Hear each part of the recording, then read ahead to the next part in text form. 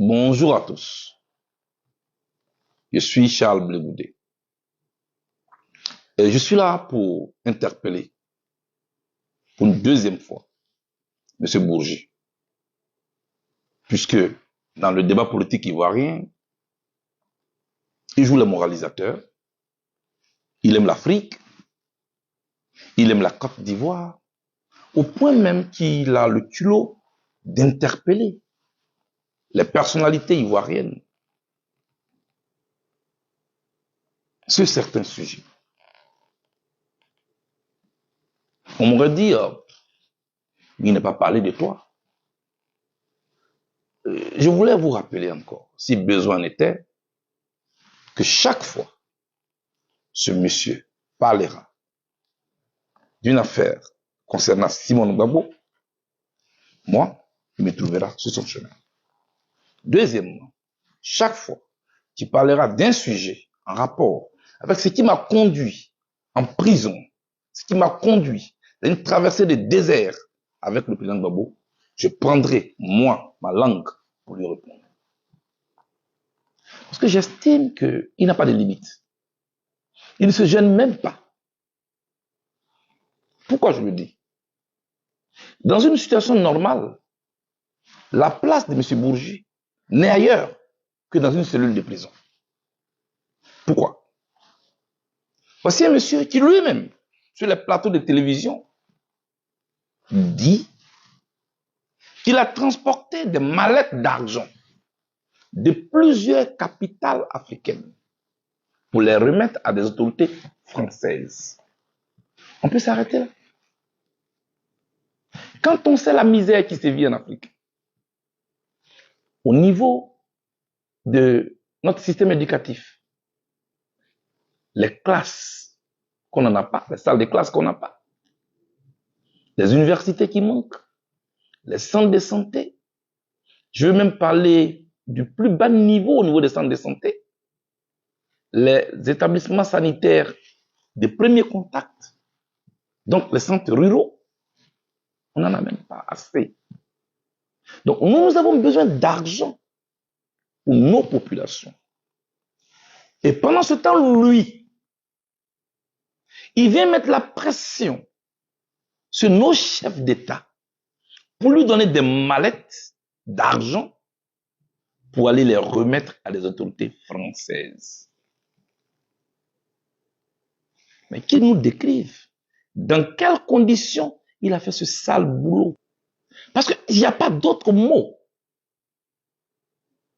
Pendant que nos enfants, que je n'excuse pas, mais qui pour leur pitance même, souvent ne sachant à quel sens se vouer, on vous a racheté un billet de 1000 francs, à l'aide même d'un couteau, on l'appelle les pickpockets. Moi, j'ai fait la prison, la Maca, au moins 11 fois. Ils traînent là-bas. Souvent, pendant des années, leurs dossiers ne sont même pas touchés. Mais lui, il prend des milliards de francs CFA dans des mallettes, dans le sang de l'Afrique, dans l'humiliation de nos chefs d'État. Il les transporte. Et voilà monsieur qui vient s'asseoir gaillardement sur des plateaux de télévision pour interpeller les personnalités ivoiriennes. Moi, je lui dis, monsieur, est-ce que vous allez laisser l'Afrique en paix? Je ne parle même pas de la Côte d'Ivoire. Laissez-nous en paix parce que vous êtes l'un des fossoyeurs de notre économie. Un corrupteur comme vous. Et vous voulez faire croire à qui que ces mallettes que vous avez transportées, vous n'avez rien eu. Vous avez avoué que Mme Ouattara vous avez invité à Abidjan ici, mais quand vous êtes arrivé, elle ne vous a pas reçu. Vous êtes en colère, non? Mais qui vous envoie aujourd'hui? Parce qu'aujourd'hui, vous pouvez nous dire qui vous envoie. Voyez-vous, ceux qui sont encore colonisés dans l'esprit, vous pouvez encore les distraire. Prendre encore les quelques héros qui restent dans leur poche. Pour venir jouer les communicants et les moralisateurs sur les plateaux de télé. Mais avec nous, c'est stop. Terminus. Je suis là pour vous interpeller. Parce que moi, j'ai fait la prison pour vous. Oui, mon ami Laurent. Laurent est ton ami depuis quand? Quand un ami est dans le malheur, on est avec lui. L'ami, c'est en tout temps. Dans le bonheur comme dans le malheur. Ici, toute la communauté internationale avait voué aux gémonies du président Gbagbo, le traitant de tous les noms. Bourgi, vous étiez où? Vous étiez où, M. Bourgi? Au moment où on traînait Laurent Gbagbo dans la boue ici, vous étiez où? Moi, je vous demande. Parce que nous n'avons pas droit à la parole ici. Les gens venaient tous les mercredis nous regarder, le président Gbagbo et moi. Voilà les criminels de l'Afrique. Vous étiez où, vous? Il faut arrêter. Moi, je suis là pour vous dire, il faut arrêter. Nous sommes dans une période très sensible en ce moment, au vu de notre histoire récente. Et nous sommes dans une période électorale. Je comprends. D'autres personnalités ont été exclues de la liste, dont moi-même. Mais je dis, ça ne vous donne aucun droit, vous.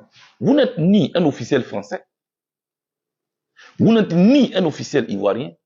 Vous n'êtes ni de la société civile. L'argent du cacao de nos parents. L'argent du coton de nos parents. L'argent du café de nos parents.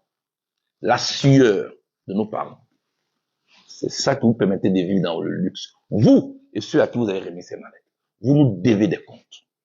Et regardez-moi très bien dans les yeux. Tôt ou tard, vous allez payer ça. Pas d'une autre manière, mais à travers la loi. Vous êtes avocat, vous savez ce que c'est. Alors, vous la fermez, vous nous laissez en paix. Moi, je suis là pour vous dire ça.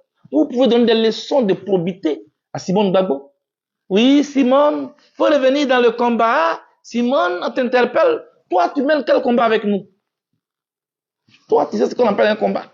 Toi, tu as un seul combat, c'est ton ventre et ta poche. C'est tout. Ça ne finira pas. Ça va s'arrêter là. Le temps où, depuis Paris, le temps où, depuis n'importe quelle capitale européenne, vous étiez sur des plateaux pour influencer, c'est terminé. Ouvrez les yeux. Nous, on est ouverts. Mais on ne vous permettra plus jamais de nous piétiner de cette manière. Vous n'aimez pas le président Laurent Gbagbo. Vous ne l'aimez pas du tout. Vous aimiez sa posture. Vous aimiez sa position qu'il occupait. Vous aimiez l'argent qu'il vous donnait. C'est tout. Parce que votre amitié est liée à ça, à vos intérêts du moment. Est-ce que vous allez nous laisser en paix? Parce que vous, je suis convaincu que si n'importe quel président vous appelle demain pour vous donner des mallettes, vous n'allez pas hésiter à aller les prendre. Parce que tout ce que vous savez faire, c'est ça. Donc moi, je suis là pour vous dire ça. Le président Gbagbo Laurent, Simone et Yves Gbagbo, le général Dogo Blé et moi-même Charles Blé Goudé, on était accusés à la CPI d'être dans un plan commun. C'est ce qui nous a conduit, nous, président Gbagbo et moi, à la Cour pénale internationale. Dogo Blé en prison ici pendant plus de 15 ans. Simone Gbagbo en prison ici, après elle a été amnistiée. D'où nous sortons, c'est que nous avons vécu. Moi, je vous interpelle pour respecter notre douleur et respecter la vie des Ivoiriens qui sont en train de se reconstruire, se reconstruire, se reconstruire. Alors arrêtez. C'est ce que je voulais vous dire. Et je m'arrête là. Merci.